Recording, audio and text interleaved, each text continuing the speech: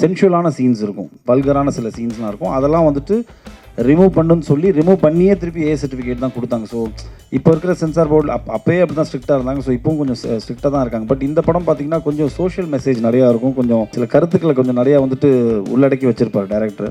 அவங்க டிஸ்கஷனுக்கு வரல, ஆர்டர் போடுறாங்க. அவங்க தொனியில் வந்து டிஸ்கஷனே இல்லை. சமூக நீதி அதெல்லாம் விடுங்க, மதம் சார்ந்த அதெல்லாம் விடுங்க, இதை பண்ணுங்க, தூக்குங்க அப்படின்னா அதை கொடுக்குற எல்லாம் அந்த டிஸ்கஷன் மூடுக்கே அவங்க வரல அப்படின்னு சொன்னார். இப்போ ஒருவேளை இவர் வந்து ஒரு லோகேஷ் கனகராஜ் மாதிரி ஒரு பெரிய நிறுவனத்தில் படம் பண்ணுற ஒரு இயக்குனராக இருந்தால் அந்த டிஸ்கஷன் மேபி நடந்திருக்கலாம். அவங்க வந்து தூக்க சொல்கிறாங்க ஒரு கண்டென்ட்டே. இப்போ அஞ்சலியோட போர்ஷன் பார்த்துருப்பீங்க, அதில் முக்கியமான போர்ஷன்லாம் வந்து கட் பண்ண சொல்கிறாங்க. ஸோ அப்படின்னா வந்து படம் பார்க்குற சுவாரஸ்யமே இருக்காது. ஸோ அதனால் வந்து கொடுத்தாலும் பரவாயில்ல, கண்டென்ட் தான் எனக்கு வேணும்னு சொல்லிட்டு நான் வாங்கியிருக்கோம். ஏதோ ஒரு இன்டர்வியூவில் கூட ஒரு விஜய் சேதுபதி கூட சொல்லியிருப்பார், நெகட்டிவாக பண்ணுறது தான் இன்னும் ஆக்சுவலாக மீட்டர் அதிகம், இன்னும் நிறையா பெர்ஃபார்ம் பண்ணலாம், இன்னும் எக்ஸ்ட்ராவாக வந்து நம்மளால் வந்துட்டு ஒரு ஸ்டெப் போய் பெர்ஃபார்ம் பண்ண முடியும். கண்டிப்பாக நான் பண்ணுவேன். உங்கள் படமும் 13ஆம் தேதி ரிலீஸு, சித்தார்த் படமும் மிஸ் யூ ரிலீஸு. இந்த போட்டி எப்படி பார்க்குறீங்க? நான் என்ன சொல்லணும்னு நினைக்கிறீங்க?